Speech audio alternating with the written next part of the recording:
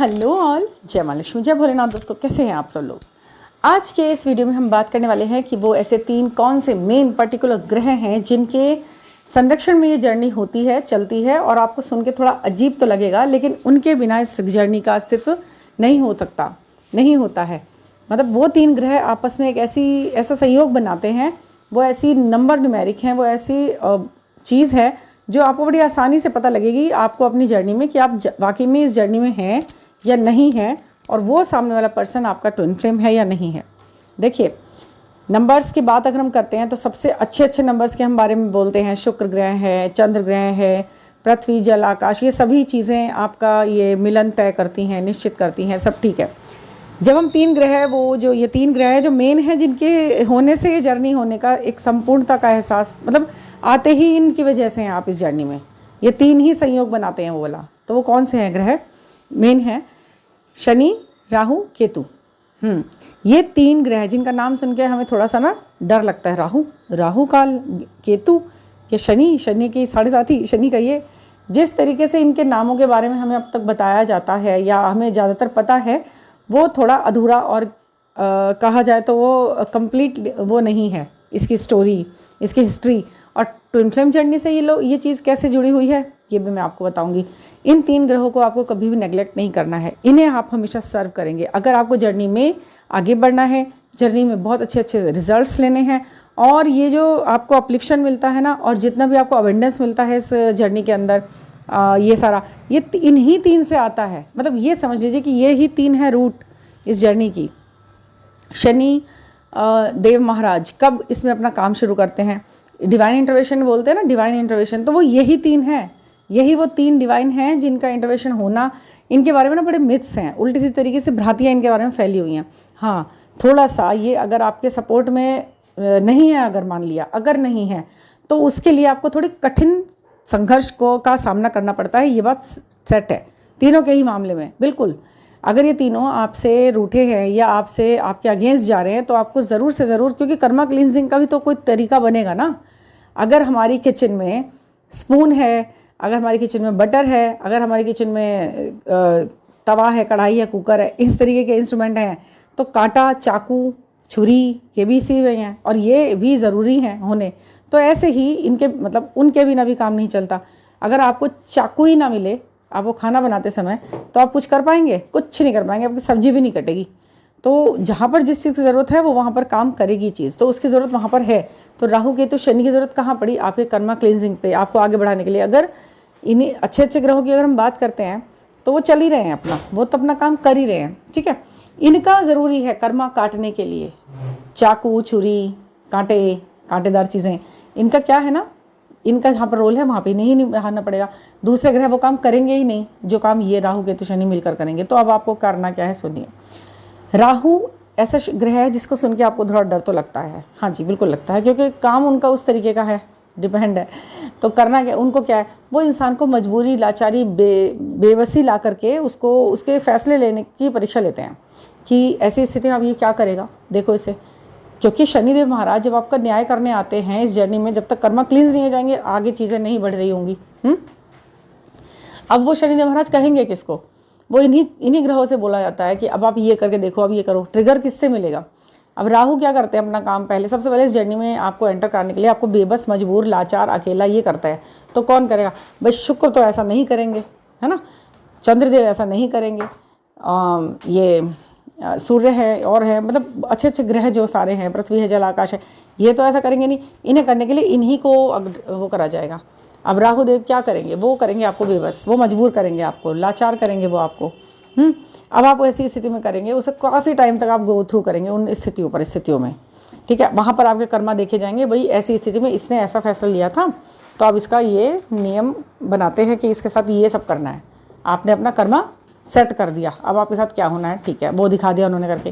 केतु जी की बारी आई, केतु जी ने अपना काम करा, कन्फ्यूजन क्रिएट करा आपको। 2-3 चीज़ों में आपको कन्फ्यूजन क्रिएट हो, मैं क्या चुनूँ, मैं सही चुनूँ या गलत चुनूँ, इसे चुनूँ या उसे चुनूँ। मतलब सही चुन लिया, आपका ऑप्शन का चुनाव सही हो गया, तो आप आगे बढ़ेंगे। और आध्यात्मिकता का भी तो है ना भाई, एक सर है एक धड़ है। अब ये जर्नी से कैसे कनेक्टेड है वो भी बताती हूँ। एक सर है एक धड़ है। अब क्या हुआ, केतु का काम आया, उन्होंने कन्फ्यूजन क्रिएट किया। 2-3 चीज़ों में आपको एक चुनना है, आपने हमेशा सही चुना तो आप सही हैं, अगर आपने गलत चुन लिया तो फिर आपका फिर वही आगे का कर्म वैसे ही डिज़ाइन हो गया, वो चीज़ें हैं।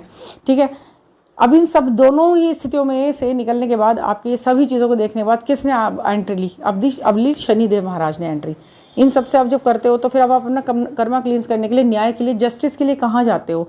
शनिदेव के पास। वो आते हैं, उनका इंटरवेंशन होता है। फिर जब तक शनि का हस्तक्षेप नहीं होगा, उनकी एंट्री नहीं होगी, तब तक आपको अपने कर्मों का हिसाब किताब का परिणाम नहीं मिलने वाला। ठीक है ना? तो उनकी एंट्री भी बहुत ज़रूरी है।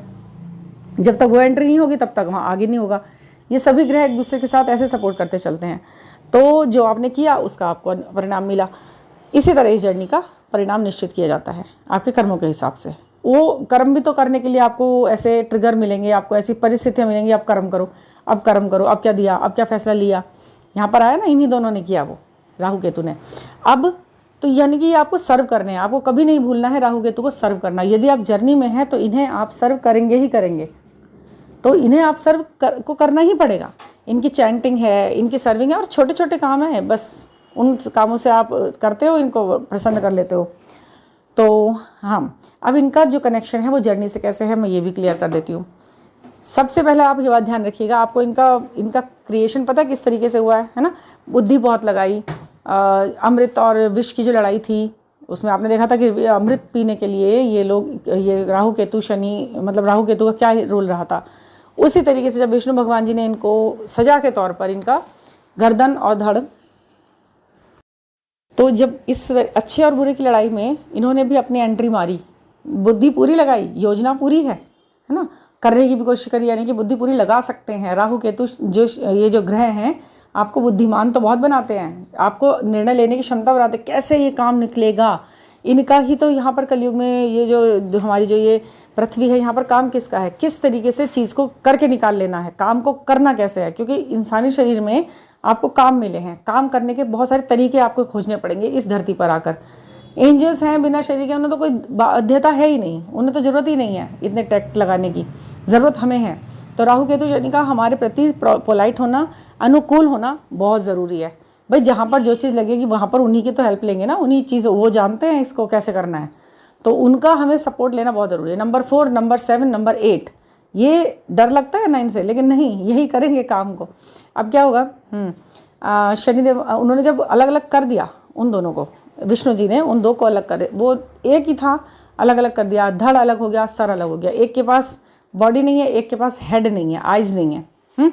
जिसके पास आइज़ नहीं है, जिसके पास कान नहीं है, जिसके पास दिमाग नहीं है, जो नीचे का हिस्सा धड़ का रह गया, वो क्या है, वो कन्फ्यूजन क्रिएट करेगा, वो कन्फ्यूज़ ही रहेगा, कहाँ जाऊँ, किस दिशा जाऊँ, उसे पता नहीं। चल तो लेगा, वो हाथ पैर है, चल रहा है, इधर उधर भाग रहा है, बट कन्फ्यूज़ है, कन्फ्यूजन की स्टेट है उसकी। अब उसको क्या चाहिए, उसको अपने को संपूर्ण करना है, वो आधा है।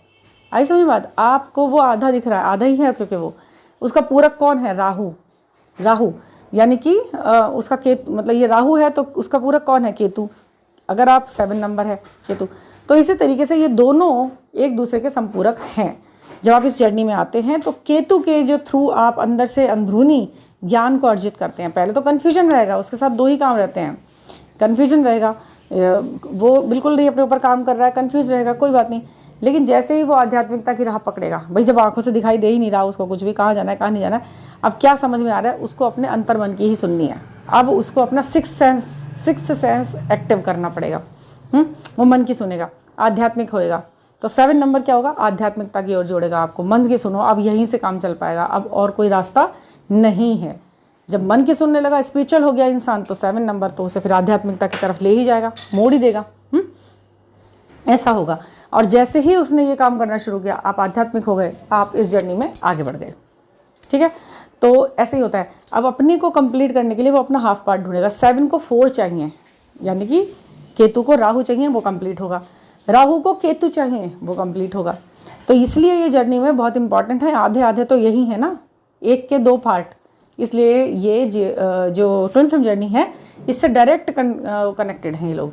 जब आपको ये नंबर दिखते हैं ना, 13 बहुत दिख रहा है, 13 बहुत दिख रहा है, आप कहते हैं, कभी आपको 7 बहुत दिख रहा होता है, 7 या फिर 16 है ना, 25 ऐसे नंबर, 52 ये बहुत दिख रहा है, समझ जाइए कि राहु केतु की आप पर दशा दिशा दृष्टि आप पर पड़ी हुई है, इन्हें सर्व करना है, सर्व कर लो, आगे बढ़ जाओ। सर्व करने के बहुत सारे तरीके हैं, और अगर मतलब यूट्यूब पे बहुत सारे तरीके हैं, वैसे मैं भी बहुत सारे तरीके छोटे छोटे रिचुअल्स के साथ मैं आपको बताती हूँ, इसकी चैंटिंग बताती हूँ। पर्सनल गाइडेंस आप लेते हो तो सब कुछ आपको क्लियर रहता है।